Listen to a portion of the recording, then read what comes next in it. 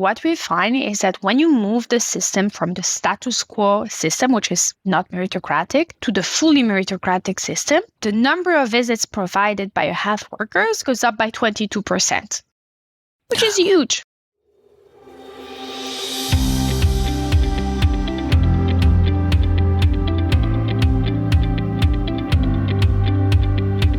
Welcome to Vox Dev Talks. My name is Tim Phillips.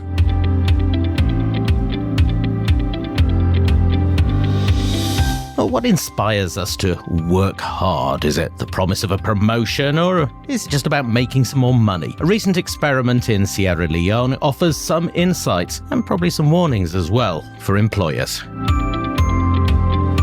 Erika Deserranno of the Kellogg School at Northwestern was one of the researchers, and she joins me now. Erika, welcome to Vox Dev Talks. Hello.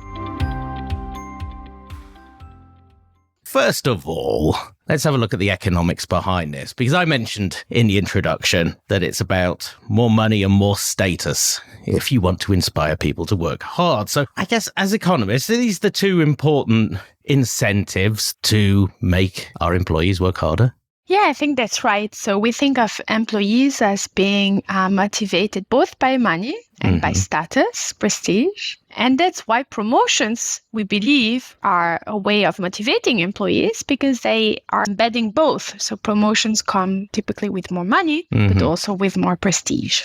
But of course, the mechanism by which this all works has to be that there has to be some kind of meritocracy at work here, that if you do work hard and well, then you do achieve that promotion. Again, as economists, we sort of assume that that's the way that businesses work, firms work in a capitalist economy. We know it's not perfect, but we assume that's the rule. Is this too optimistic? Is meritocracy, generally speaking, the way things work? Well, many organizations are meritocratic, but that's definitely not the case for every organization. So, for example, if you take the public sector, especially in developing countries, there is vast evidence that promotions are not meritocratic there. In fact, there is evidence that they're often based on connections. They're often based also on tenure. Now, whether tenure is fully meritocratic enough isn't, it's not obvious. But even if you think of the private sector, in richer countries, there is, for example, evidence that across every layer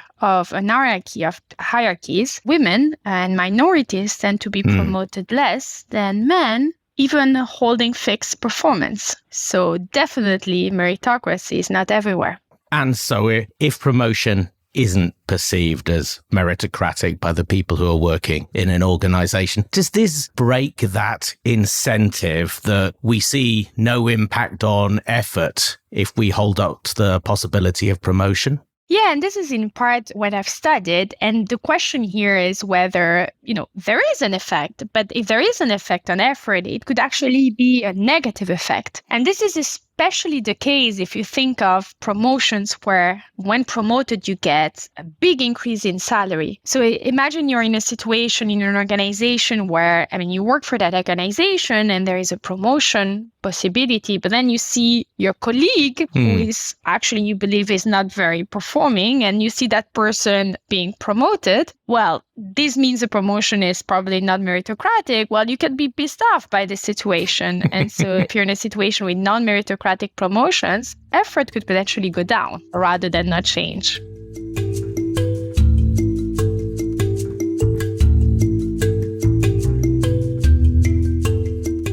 Well, you tested out what the textbooks say, what we learn in our courses, by focusing on community health workers in Sierra Leone for this experiment. We're going to be talking about that. But first of all, explain to us what these community health workers are doing. What's their jobs like? Yes, nowadays, community health workers are everywhere in many developing countries. So the idea is the following. In many rural communities of developing countries, people have limited access to hospitals and to clinics because they're far away. It's expensive to reach them. Roads are not good. And so what governments are doing is that they're hiring these community health workers in local areas, and these community health workers have the role of providing basic service to their community. So they provide, they educate the community about basic health issues, how to prevent diseases, and then they provide services like pre and postnatal check. So these are not nurses. These are really people who receive a training. They typically are not health workers to start with. They receive a training by the government, and then they start providing these basic health services, which have been shown, by the way, to have huge effects on mortality. Yes, we have covered this a couple of times in VoxDev Talks about the incredible possibilities that there are for community health workers to change outcomes, especially for mothers and their children, if that works well. Now, in this circumstance, the community health workers, which category do they consider their job is in? Is it a job where if they perform well, did they think that they would get promoted on merit, or did they assume promotion worked in some other way? So we actually asked them in our study, and half of them told us that they thought that to be promoted, you need to have connections, the right people. Yeah. So many people think, the promotion is not meritocratic. And this actually reflects the truth, the reality, how it is before the start of our experiment, which is that basically those who decide on promotion is the local health authority, who typically don't know these health workers well. And so promotions tend to be non-meritocratic. And clearly we see that among health workers that we have in our study. And what does promotion mean to them? How does the job change? How does their circumstances change? So promotions come with a very big salary increase. It nearly doubles the salary. Gosh. Also, the type of job changes. So just to explain you how it works, basically Sierra Leone is divided in geographical areas. And in each area, there are 10 to 12 health workers. And these health workers are supervised by peer supervisors, they're called. Each time a peer supervisor leaves her job, she's replaced by one of the health workers she used to supervise. Okay. So the promotion here is from a health worker position to a supervisor position. And supervisors monitor and train health workers. So, it's quite a responsibility. So it makes sense that they earn more money. But they don't work more hours. We have evidence of that.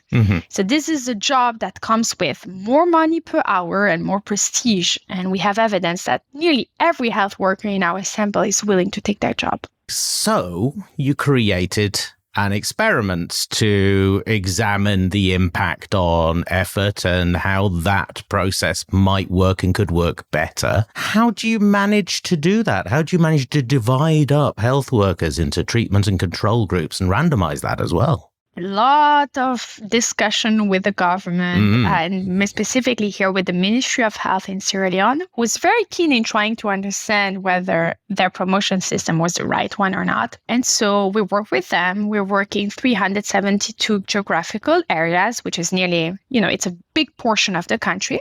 And what we did is that we randomized these geographical areas in different treatments. So in a random half of them, we changed the promotion system and we made it more meritocratic. So as I said, it used to be before that the decision on who to promote when there is a vacancy was decided by the local health authority. And this is still the case in half of the geographical areas, a random half. But in another random half, we made the promotion purely meritocratic. So basically, we track the number of health services provided by each health workers, and whoever provides the highest number is promoted to become a supervisor. So the system becomes meritocratic. We also randomize, and this is cross-randomize, whether we inform the health workers about the pay of their supervisors.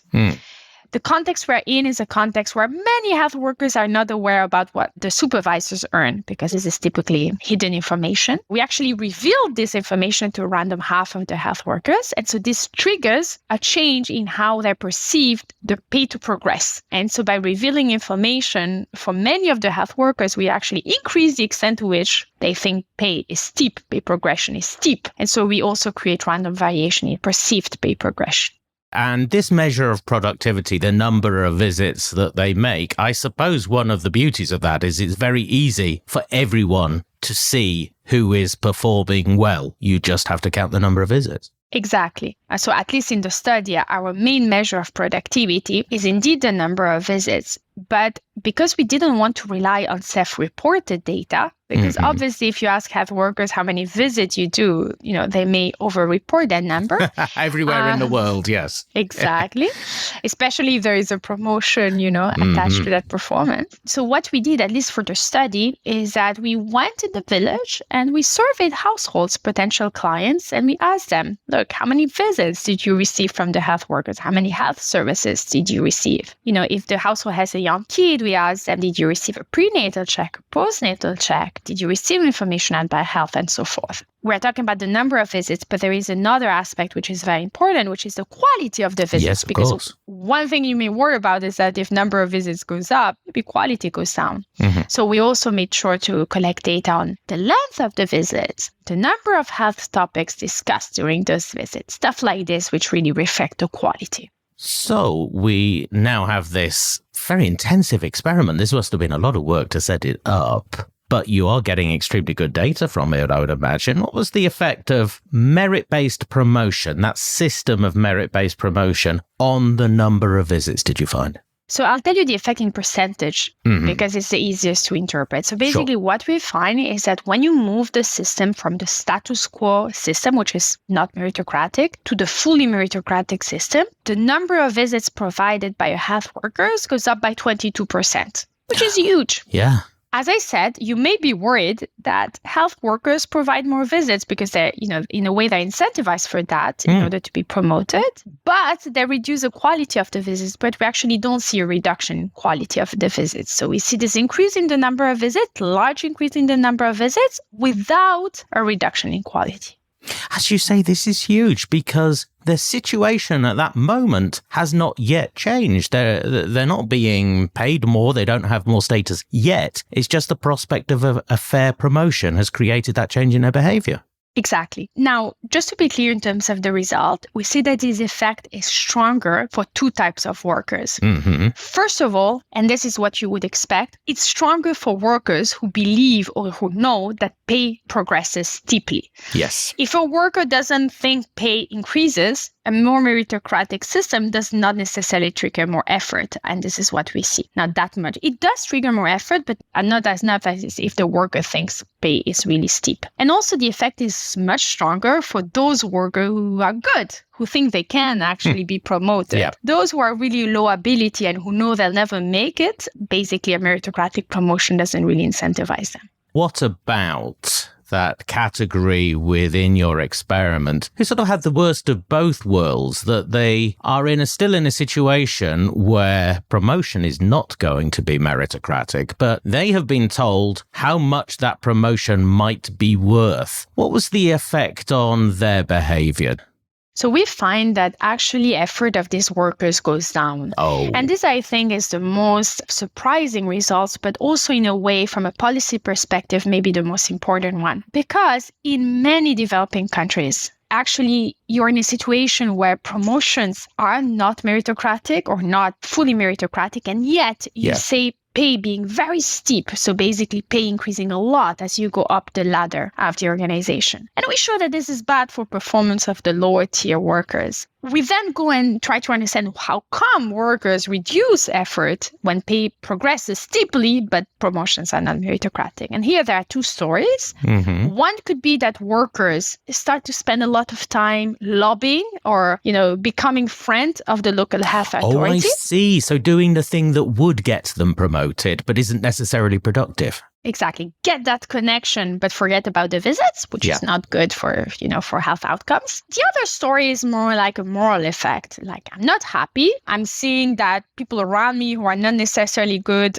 are promoted. Well, you know what? I'm demotivated and maybe I leave the job. And we actually show that the evidence is more in line with the latter, the moral effect, the negative moral effect, because we don't see effects on lobbying or time spent trying to talk with the local health authority. Was this a surprise to you to have the strength of results that you got?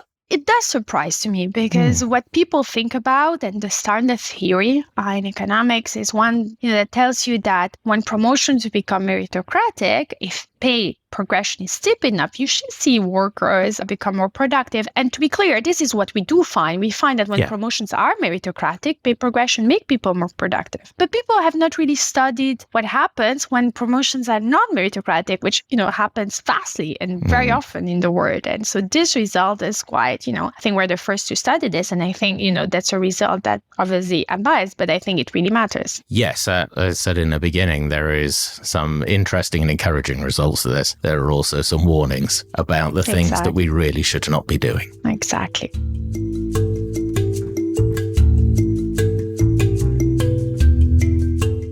So, Erika, let's talk about the implications of this. Now, first of all, we've talked a lot about these two incentives, pay progression and meritocracy. Can we say anything straightforward about the relative importance of these two incentives? So I guess the relative importance is hard to say from the study, at least, because what we see in the study is that the two interact, and they interact substantially. So understanding the effect of one really depends on the other. That said, if I had to rank the two, what I can say, at least from the study, is that what we see is that going for meritocracy is good. In the sense, fixed pay progression, going to a more meritocratic system will be good in terms of increasing performance of the lower tier workers and probably performance at the top as well. Increasing pay progression, however, is actually more ambiguous. The effects are more ambiguous because, as I said, that's great to increase pay progression if you're in a meritocratic system. So increasing the pay of your boss, if you're in a meritocratic system, may be good, and that's what we see. But increasing it in a non-meritocratic system really backfires. And so in a way, pay progression, the effect of pay progression depends on the underlying meritocracy. Yes, and that meritocracy has to be perceived as well, doesn't it? It has to exist, and people have to know that it exists. Absolutely. And this is something we do not study. So in a way, we study perceptions, but we don't look at what creates those perceptions. I mean, there is reality and then there is perceptions. And I think it would be very interesting to study this more. Now, having come back to the government, who, as you say, supported you from the outset and were very interested in this, you came back to them with some quite definite results that might have been slightly uncomfortable for some of the people within the government. What was their reaction? Are they going to implement your recommendations? Yes, the Ministry of Health in Sierra Leone has been very responsive to our results. And in fact, we started the collaboration with the idea of trying to implement some of the results, if interesting. And what's very interesting with Sierra Leone, but also with many other settings, is that nowadays people have phones. And phones are really useful because it allows governments to track health worker performance much more easily than it used to be. So it's much easier nowadays to have a meritocratic system based on performance because we can measure performance, which was very hard and more expensive to do in the past. Now, it's hard to have good measure of performance when you can talk about this, but the point is that we are in a world where performance measures are more and more common, and the government is willing to use those to promote. So nowadays, the way they're starting to promote is a way in which they still give some weight to the local health authority. So it's not purely meritocratic, but they're starting to take into account promotion. So we are getting there, and they're changing the way they promote. And we are doing now follow-up work, and I can tell you more about this, on different ways of promoting, different levels of meritocracy. So they're really keen in trying to study more all these promotion systems. What other types of meritocracy might there be? So one natural way of promoting is promoting, for example, by tenure. This is sort of the easier way of promoting, is person who has been there for the longest time gets promoted, but it's unclear if this is meritocratic or not. It depends on whether the learning curve of the job is very steep. So one thing we would be interested in, and we are discussing with them, is to really compare to a system which is used vastly in bureaucracy, which is a simply tenure-based system. So this is, for example, another way. But does it work better? Does it work not? It's unclear. The beauty of tenure-based system is that they're very transparent. Everyone knows about it. There is no, perception and reality are sort of more aligned. And so there is an open question of whether those simpler systems work well or not. With this research, you came back with some definite recommendations for the Ministry of Health in Sierra Leone about how one particular role is incentivized and managed. Is there something about this that is specific to this context, or do you think you're uncovering deeper principles here that could be employed in other roles, other countries, in the private and the public sector as well? So as in any study, there are some specific aspects to our context. Sure. That's for sure. But I think generally we do learn something that goes beyond that. Let me just say that if you look, for example, at this amazing data, which is the World Bank bureaucracy indicators, which actually tells you country by country the level of meritocracy in promotions, but also in other stuff like in hiring and firing and this kind of things. And that also tells you pay progression. So basically pay at different layers of the hierarchy. You do see that in many countries, pay progression is bundled with lack of meritocracy. And what we show is that this is the worst scenario you can be in. So in a way, our results tell a story here saying, well, you should be careful in avoiding bundling these two personnel policy tools together. I mean, lack of meritocracy and pay progression. Then there is another thing, which is that, as I said, promotions, even in richer countries and in the private sector, tend to favor, we have seen in the past, men over women, for example. Now, if that's the case, making progression very steep, as it has become in the years, may very well demotivate these workers who are not favored. So here in the specific example I gave you, it could demotivate women. So lower tier women could be demotivated by the fact that they see that they don't have the same possibility of being promoted than a man. And so then they may quit. And then this has a whole number of general implications, which are important to think about. As you say, progression has become very steep in many economies. It's something that's constantly under discussion in the US where you are, UK where I am, across Europe, not just in low-income countries. When I speak to chief executives and I raise this, they seem to think that pay progression, where when you get promoted, you get paid a lot more, that seems to be a rather good idea for them. I can understand why they might take that view for their own personal beliefs. But does this research tell us anything about that? For a given level of meritocracy, is it better to have steeper pay progression? So it depends on the level of meritocracy. So if you're in a purely meritocratic system, the answer is yes. We see that if you pay the boss more, holding the pay of the lower tier fixed. So definitely increasing the pay at the top while lowering the pay at the bottom would be different. But just increasing the pay at the top, holding the pay at the bottom fixed, well, sure, we see that it actually increases effort substantially. However, if you're in a non-meritocratic system, pay progression is a problem, as I said. And you're totally right in saying that pay progression has increased massively. And in fact, in the data, we see that the gap between higher and lower paying job has increased by more than 20 times in the past year. So it's a huge increase, but that's also what we see in the public sector of developing countries. So yes, let's use pay progression, but let's make sure first that the system is very meritocratic. Well, finally, Erika, there is one other way to possibly do this for these type of jobs where you want as much productivity as possible, because ultimately what you want is for as many citizens as possible to have access to this service. Could you not achieve the maximum productivity by just paying the healthcare workers for each visit that they do? Yes, but there are two problems with that. The problem is, A, can you actually measure performance accurately? And this has been a problem in every context. It's hard to measure performance accurately. As I said, with phones and with self-reporting techniques, we are getting there, and it's easier and cheaper now to get measures of performance, but there is a lot of research out there that shows that yet, it's not perfect. So yes, it makes sense to use performance-based incentive if performance is accurately and well measured. Also keep in mind that the number of visits is something you may be able to measure, but what about quality? And here the question is, in the very long run, if you incentivize quantity, are you going to damage quality? So there is a lot of open question related to this, but the introduction of phones and of remote monitoring system will help in terms of implementing better pay for performance incentive schemes. It's an incredibly interesting strand of work, and I'm going to be looking forward to seeing what comes next in this. Thank you very much. Thank you so much, Tim.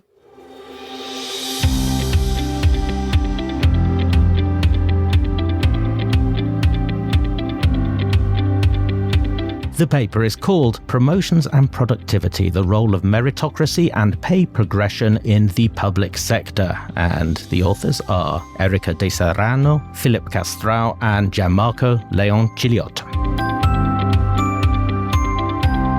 This has been a Vox Dev Talk. Now, the best way to make sure that you don't miss a Vox Dev Talk is to subscribe. Go on, do it straight after this one. I'm sure you've been inspired to. You will find us wherever you get your podcasts.